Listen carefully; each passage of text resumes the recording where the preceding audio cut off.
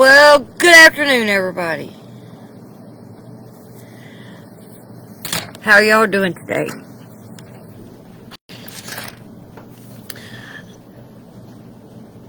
It's a nice one for sure. It's warm, and but I have not felt very good today. That's the only thing. I wanted to be out here so bad, but I haven't felt very good today, so I've been in bed. It seems everybody's sick. I hope I haven't come down with everybody else has. So, anyway, I'm praying on it. The Lord's going to cast out infirmities out. That's what's happening. I may get sick. I have too much to do. Not only work around here, but for the Lord. I have too much work for the Lord to do. And I know some things fixing to start moving here eventually. One thing I've been facing for the last week. There's been some spiritual warfare that been going through. Not so much external, but internal, and that devil, he don't let up. And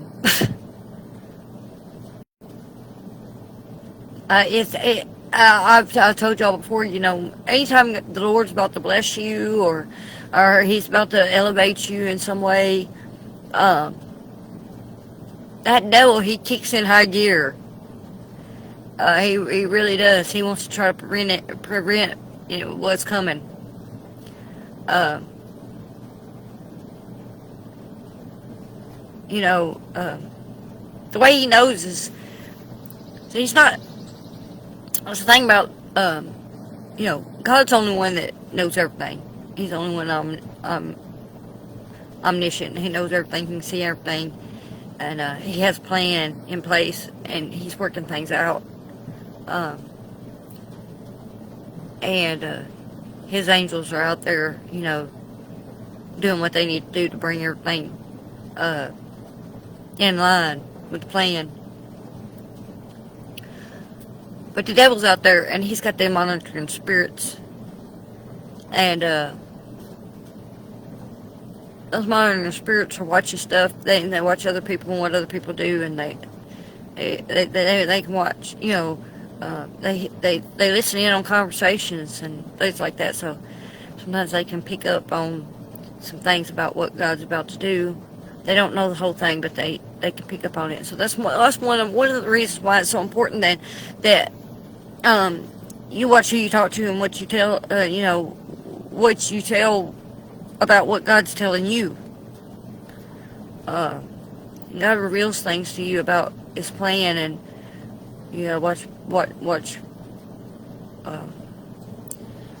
watch how much you reveal to others about what God reveals to you. Sometimes the Spirit tells you, watch what you gotta say, because they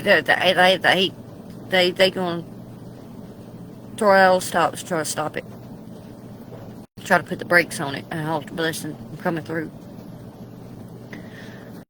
Oh.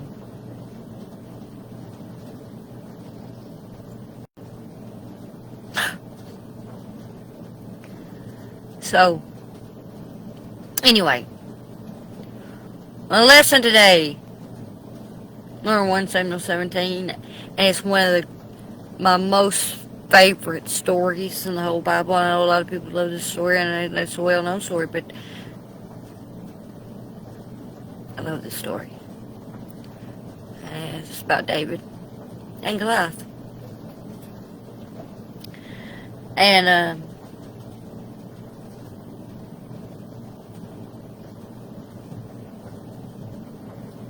this is a story that tells a whole lot about.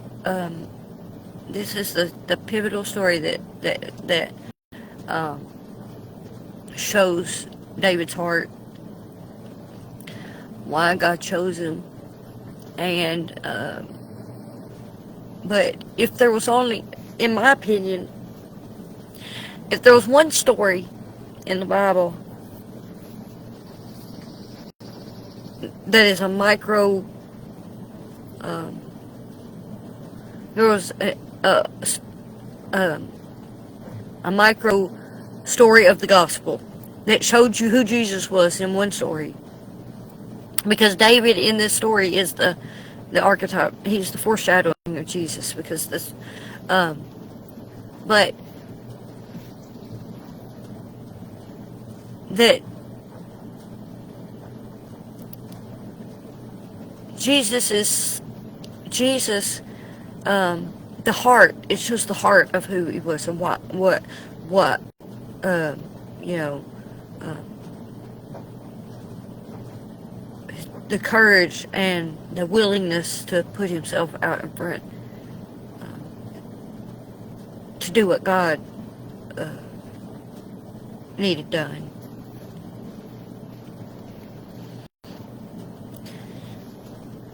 So, this title of this message today is David Shepherd to Champion, Walking Valleys in Faith and Preparing for Giants in Hidden Places in 1 Samuel 17. So, the story is more than a lesson in bravery. It's you know, like I said, it sets the story for it sets the stage for the entire story of redemption, and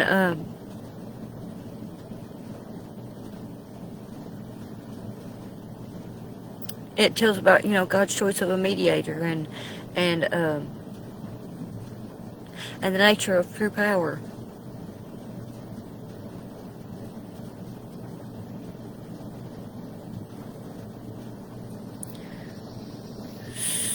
So, the story starts with, you have Saul, who's king, and you have the army of Israel, and they have set themselves in array against the Philistines in the Valley of Elah. And this is a corridor between Philistine and Israel territory. It says that there was a mountain on one side and a mountain on the other side. So they had a valley in the middle, and they had the Philistines on one side and the army of Israel on the other side. And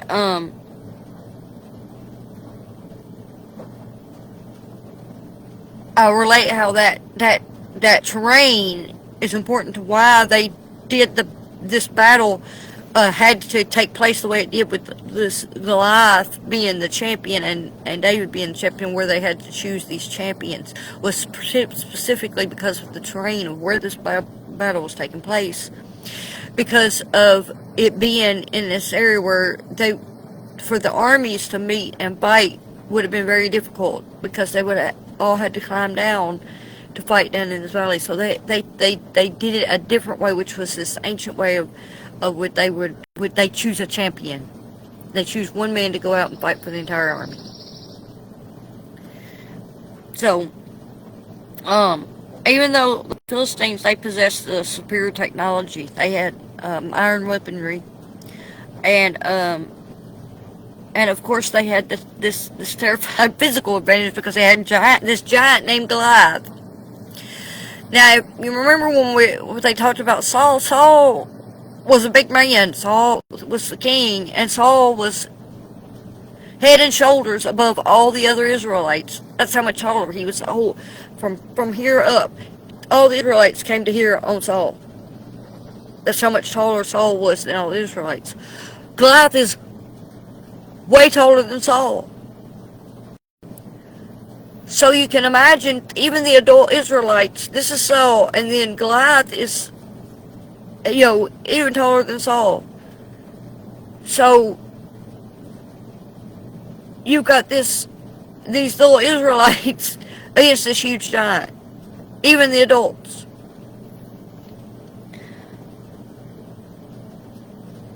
So for 40 days, Goliath stands in the valley, and he mocks the God of Israel and demands a representative comes out and fight him. That's what he does. He goes out and he says, I defy the army of Israel, the army of God.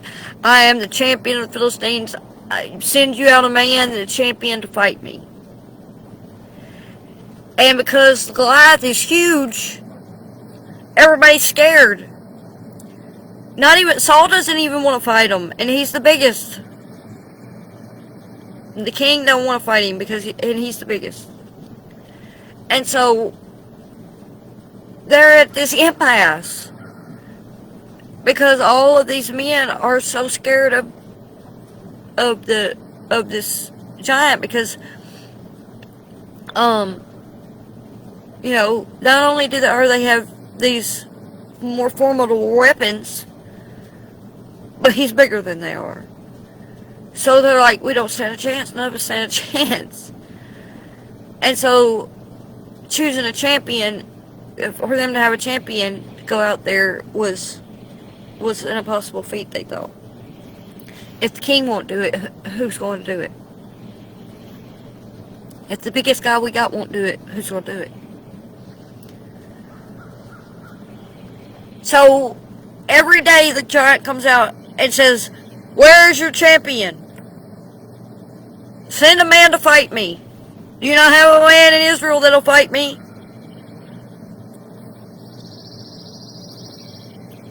And they're mocking him and mocking God for 40 days.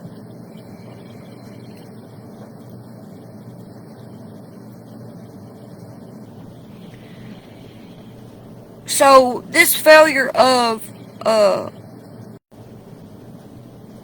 Saul, who was chosen by the people, and they chose him because he was big and he had his military might. They chose him because they thought this is a leader.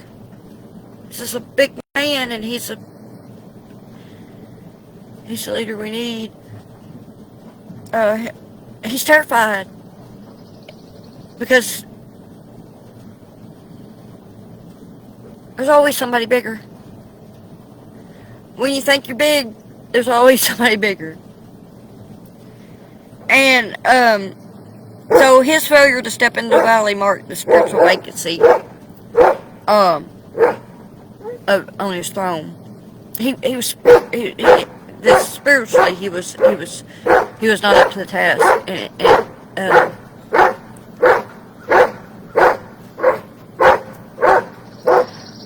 Hold on a second, I gotta put this dog up. I'm gonna put him aside.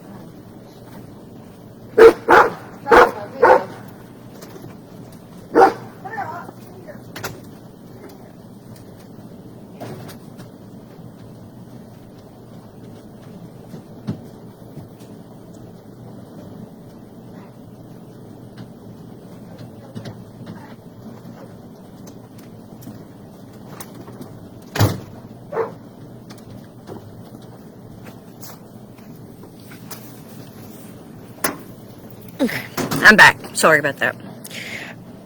Okay, so then we come to David's arrival on the scene. And of course David he arrives not as a soldier but as a delivery boy, because what happened was Jesse, his father, told him, because David's brothers, his oldest 3 brothers, had went to fight with the army, and David stayed back to tend the sheep, and he was the youngest of the 8 of Jesse's sons, and he was tending the sheep, but their father Jesse is concerned about his other son, so he tells David, he sends him on an errand. And he tells David, I want you to take, he gives him food and stuff, to take these food. He wants him to take these supplies to the sons, a care package to the sons on the front lines, and check on them and see how it's going. It's been 40 days, and he hadn't heard anything from his sons. And so he wants to know how the battle's going, how they're faring out there on the front lines. And so he tells David he's going to take these care packages to your brothers and see how they're doing. And he gives them gifts for the commanders too. These cheeses, he says, to the commanders, because, Jesse was a good man, and he wanted to offer something to the commanders. It was a way to honor them too.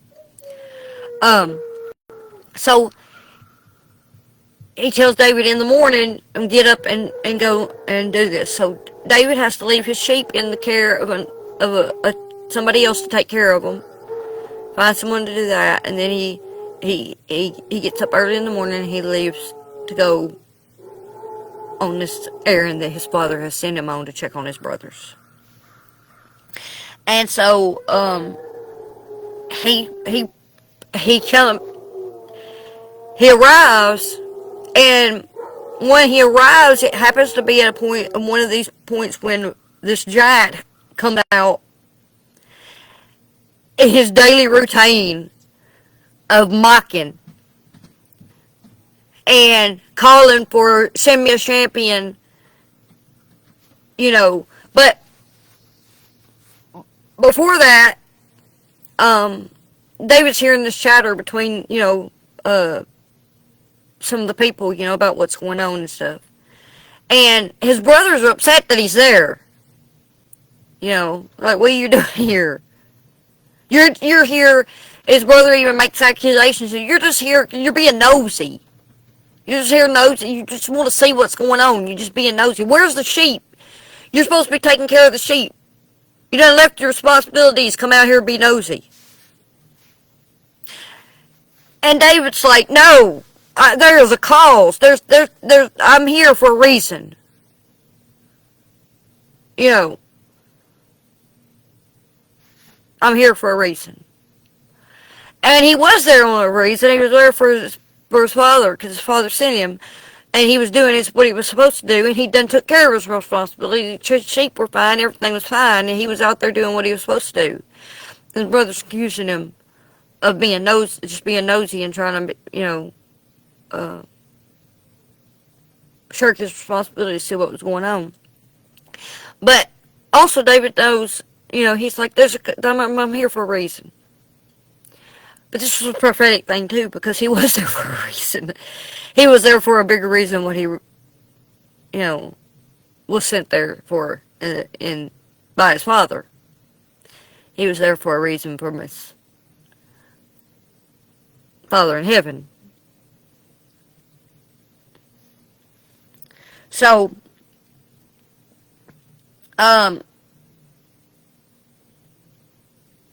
so he hears Goliath, and he hears Goliath out there, and not only is he taunting the army, but he taunts God. And that's when David is incensed. How dare he? That's how much David loved God. David was like, how dare this Philistine insult the God of Israel? And so David, he can't understand why has a man gone out to meet this giant that is mocking our God. He cannot fathom why no man has attempted.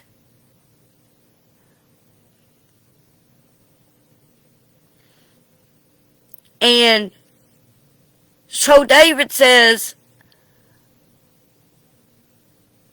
pretty much says, if nobody will go, I will go. If none of you are going, I'll go.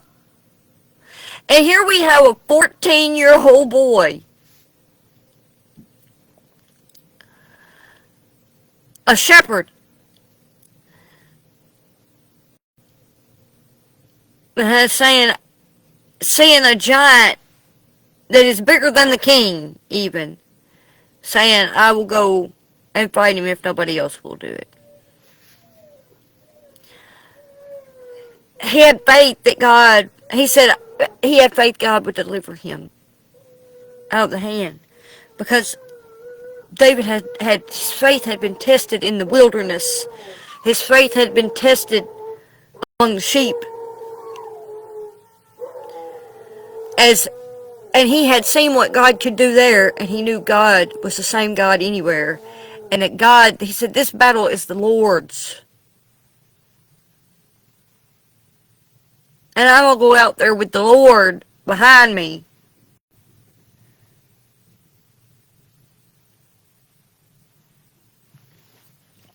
So,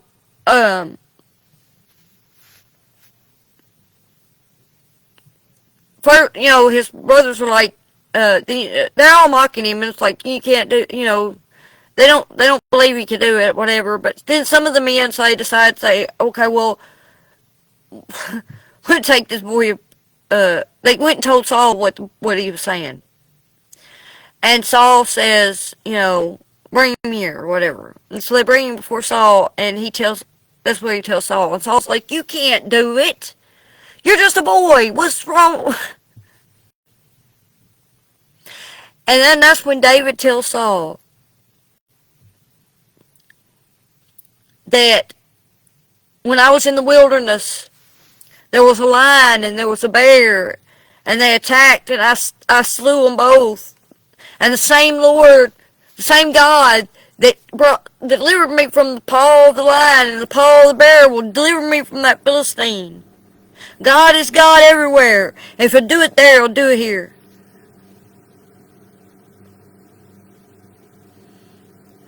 And his speech, it convinces Saul, and Saul's like, all right, well, let's see what he do. Ain't nobody else going. Let's see what he can do. So, and Saul, though, it shows his reliance on human effort and military might, and what he believed the power rested in,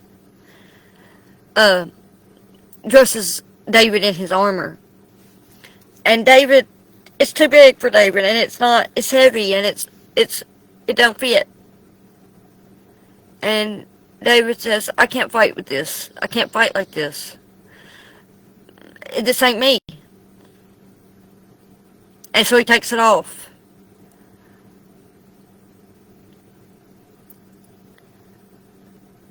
And he says, I'm gonna go out there with the weapons the Lord's gave me. So I'm gonna go out there with the Lord, and I'm gonna go out there with what the skill and the weapon that He has given me. I'm gonna go out there equipped the way the Lord has equipped me. And so he goes and he chooses to buy smooth stones, and he puts them in his bag. He goes out there with a sling to face the giant. And he gets out there, and he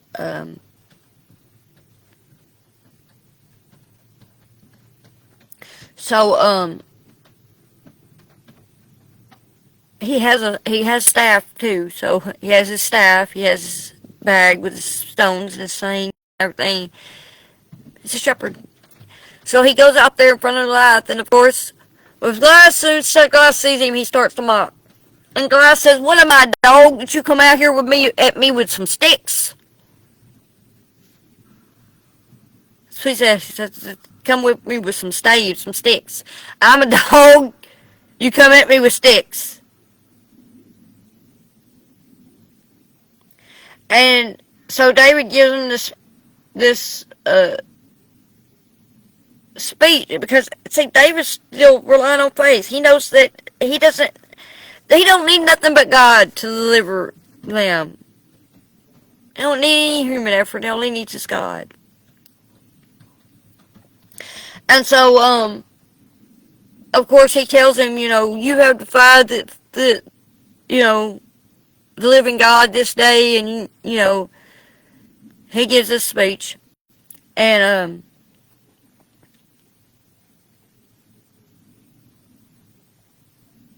we'll go over that in a minute. But and of course, then if David strikes Goliath, he slings his sling, and he strikes him in the forehead, and Goliath falls. And the thing you got to realize about this, about the shepherds with their slings, it says that they were so skilled when they would sling these stones with these slingshot, that the stone they would hit with the force of 45 caliber bullet. This essentially was a gunshot to the forehead. And and and Goliath falls. And of course then David runs up and runs up to the Goliath, stands on top of him, grabs his sword out of his sheath, his own sword, Goliath's own sword out of his sheath, which he had already said. He said, "Your sword, your own sword, will come against you this day." And he said because he came out with swords and spears, and that would be his undoing. His own might would be used against him, and that he did do that. So he took his own sword and he chops his head off with it. He said the reason he was going to do this was because so that the whole earth and all the men there would know that there was a God in Israel, and that the Lord was the one that fought this battle, and the Lord was the one that prevailed. David didn't take credit for any of it. So,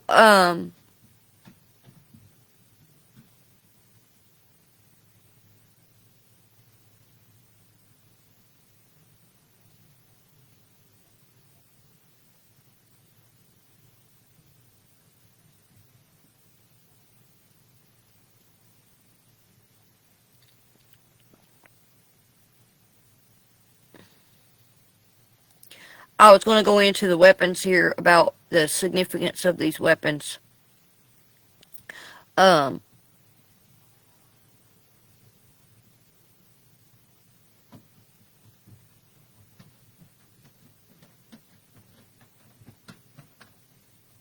about the five stones that some people say, he chose. They think he chose the five stones because uh, well, he needed five stones in case he missed. And he had five shots. But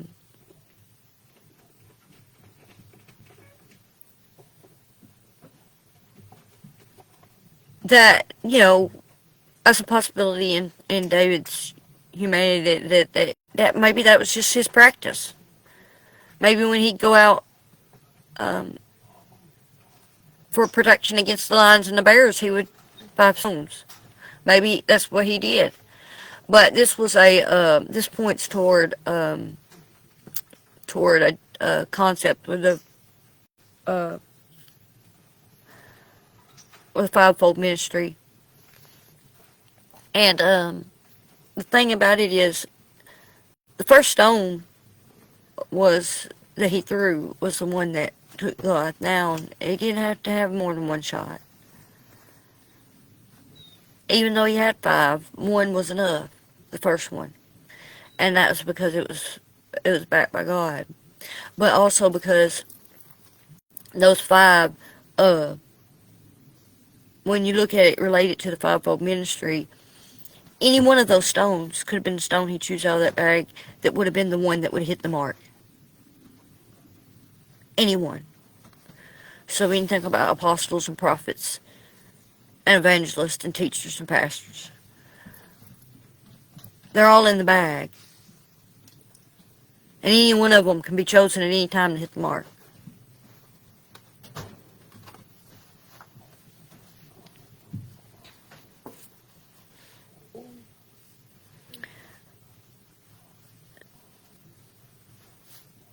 So, let me get back to the themes here. So, the key themes of this chapter are divine sovereignty versus human strength. The central theme was summed up in David's declaration that the battle is the Lord's, and this story contrasts the armor of the flesh, which it talks about Goliath's bronze armor and his massive spear. This was all about human might and human power and human effort versus the Spirit of God and God, how God works and God's power. And it teaches that when God intends to save, physical limitations are irrelevant. Another theme is spiritual sight. While the entire Israelite army sees a giant they cannot beat, David sees a mortal man who is uncircumcised. That's what he calls him. He says, "This uncircumcised Philistines." He's like, "You ain't you're not special."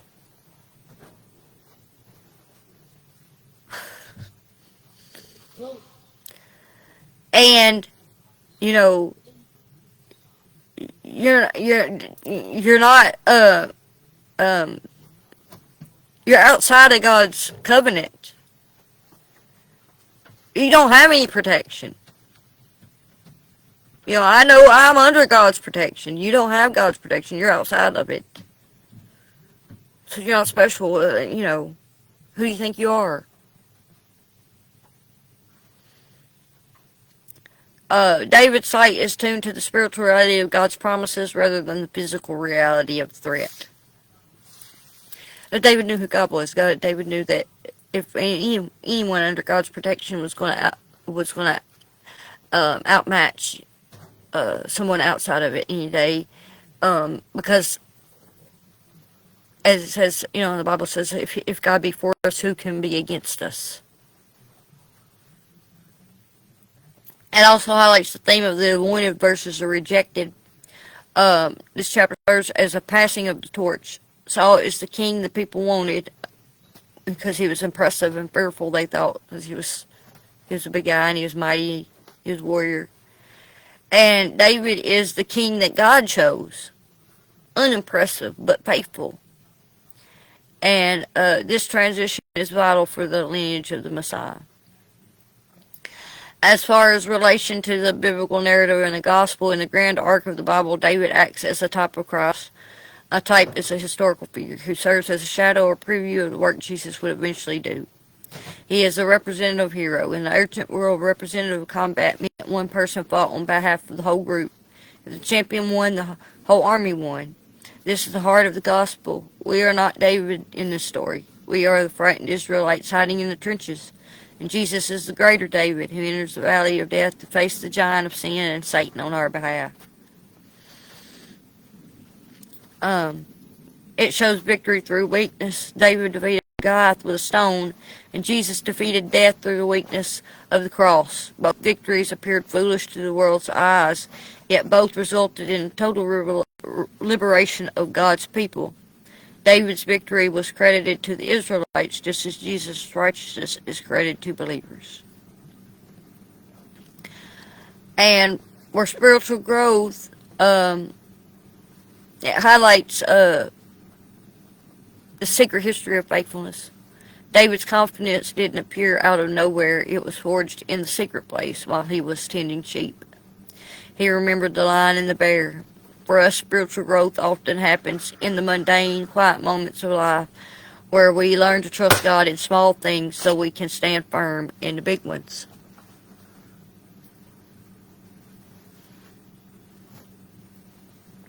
And teaches us to identify the true enemy. Often we view our Goliaths as people or financial problems. However, David's focus was on the honor of God. Growth occurs when we stop focusing on the size of our problems and start focusing on the magnitude of God's character. And it teaches us a lesson through the rejection of Saul's armor. In spiritual life, there is a temptation to use worldly methods, manipulation, status, or self-reliance to solve our problems. David's refusal of the armor teaches us that we must be our authentic selves before God, using the specific gifts He has given us rather than trying to mimic someone else's success formula.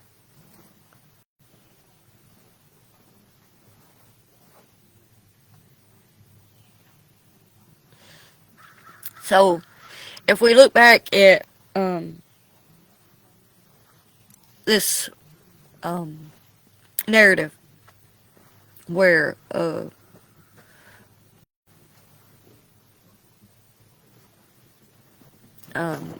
as I said before, this shows how this is like a miniature of the gospel story, but it's a miniature of how we how we need a mediator. someone to go into the valley where we can't and break a stalemate. And David David had to fight before he ever stepped onto that battlefield. And one of the things he had to fight was, he fought with his oldest brother, uh, and that was it represented a common hurdle in our spiritual road, and that's the discouragement of those that are closest to us. When Eliab attacked him, he called him conceited and wicked. He told him, you're out here just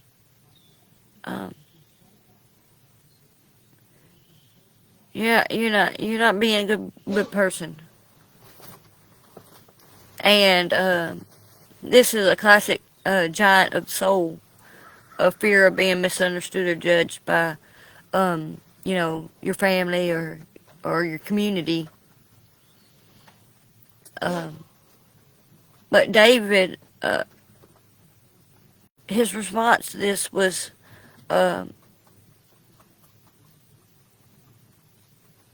key to spiritual maturity, where he said, "They're not a cause." He's like, "I'm here for a reason. I'm doing this for a reason.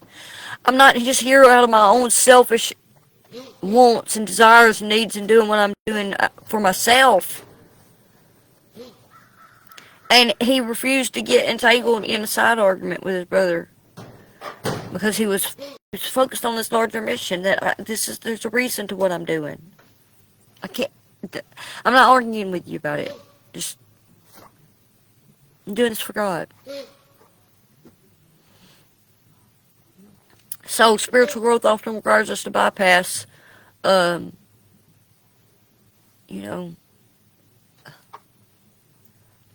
these conflicts with people, or just to ignore people and just do what you gotta do. Focus on the mission, an assignment God has for you. Don't listen to Eliab.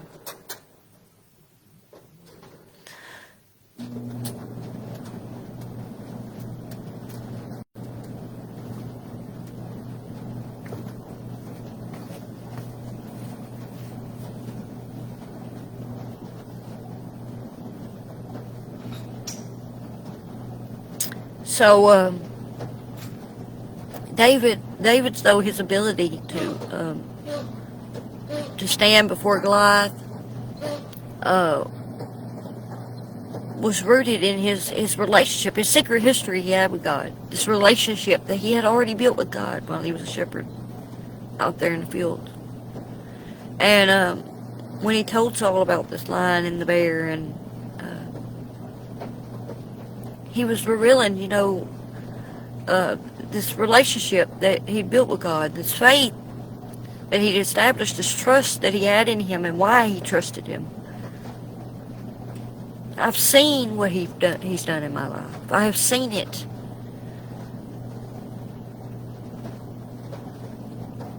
It was testimony.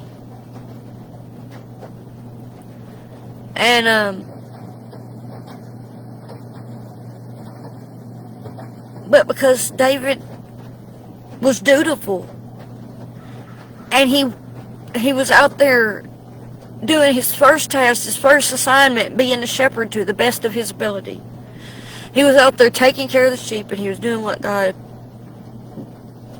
position that God put him in to prepare him for the greater battle ahead. If David had been lazy in doing any of that, if David had thought, I don't want to be a shepherd, I want to take care of sheep, I want to do this and that, or he'd been fearful out there of them lions and them bears, and then he didn't, he didn't protect the sheep and do what he was supposed to do.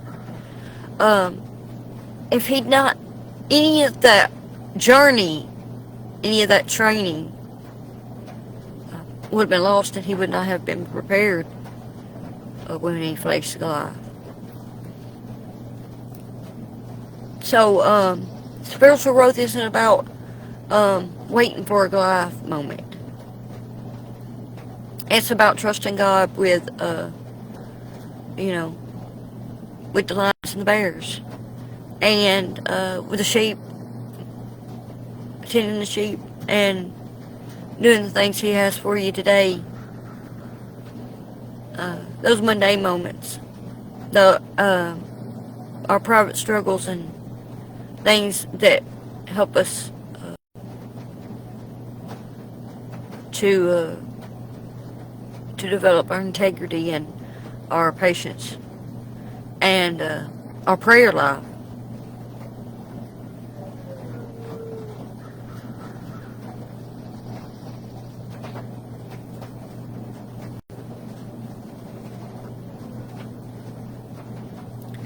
So, the last point I was going to make about is when David gave the speech to Goliath.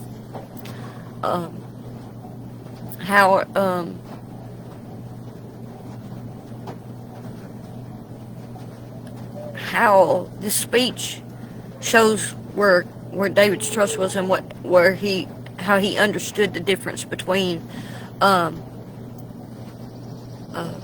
this physical arsenal, this physical might, and this spiritual might. And that is what ultimately led to David being successful, as he put everything in the hands of God, and he knew God had the power. He knew where the power lay, the true power was. It wasn't in his own might. It wasn't in the might of an army. It wasn't in the might of weapons. It wasn't in any of that. It was in God alone. And he pretty much tells Goliath, when he tells him, he says, you come against me with sword, spear, and javelin. He's saying, you're coming against me with the weapons of man. You're coming against me with your own might. And then he tells him, he says, but I come against you in the name of the Lord Almighty, the God of the army of Israel, whom you have defied. David's letting him know.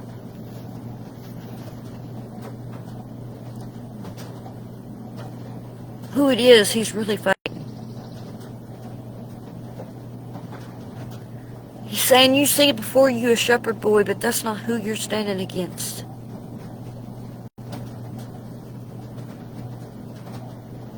You have defied God, and that's who has sent me.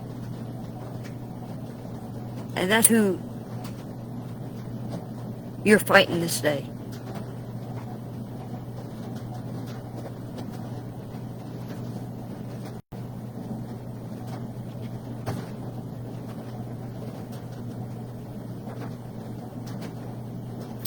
And he tells him the reason.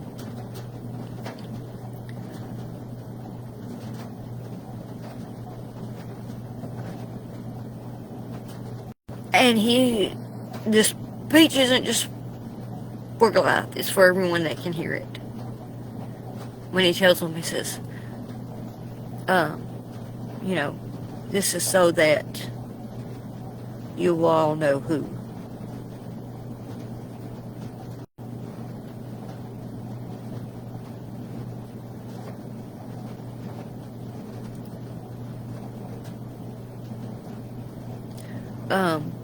This is the bedrock of the Christian life.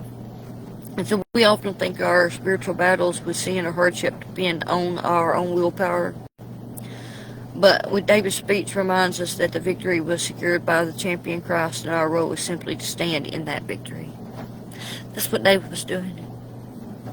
He was standing there, but he wasn't standing there in his own might. He was standing there in the power of God.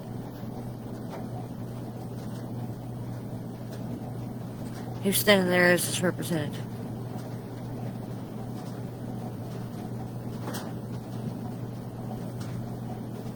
He was standing on his authority.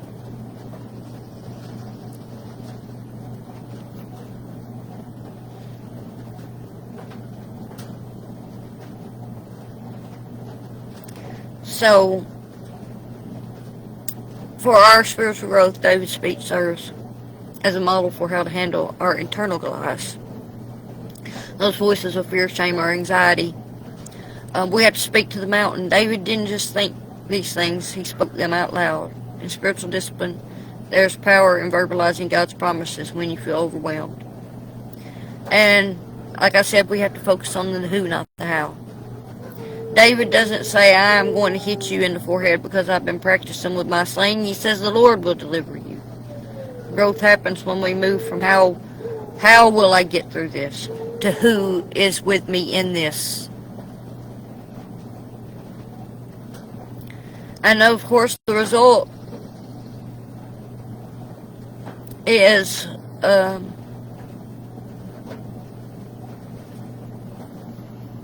when we stand like David stood.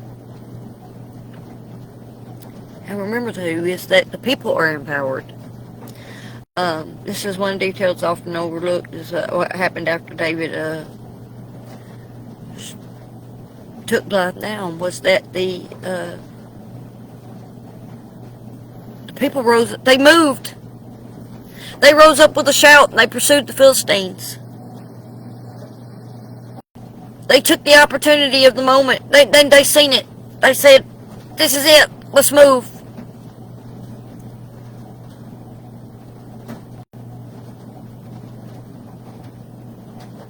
And people were ready. They just needed a champion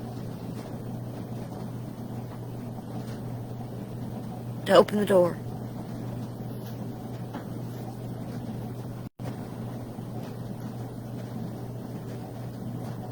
So real growth occurs when we realize that victory of the champion, Jesus, David, is meant to mobilize the army, us. David didn't just win to fight for himself. His courage acted as a spiritual contagion that broke the paralysis of the entire nation. Once we realize our giant, death and condemnation, is dead, we are no longer required to hide in the trenches. We are free to pursue the enemy, to live lives of boldness, generosity, and mission.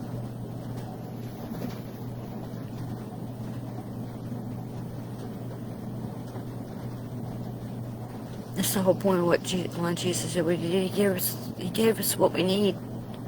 He gave us everything we need to move in that same authority. He says, I give you all authority. All authority has been given to me. And he said, told his disciples, he gave it to them.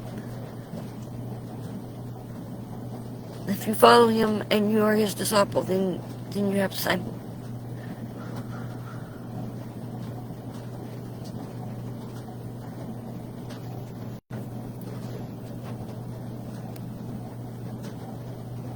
So for our reflection questions on this chapter, we have to identify our armor. In what areas of your life are you trying to wear Saul's armor, relying on worldly status, human manipulation, or someone else's expectations, instead of walking in a unique identity and simple stones God has given you? We have to look at the Eliab factor. Is there a minor conflict or a voice of discouragement from your past that is currently distracting you from the major assignment God has put in front of you? How can you, like David, bypass that distraction to focus on the cause? And we have to look at the champion's victory. When you face giants like fear, shame, or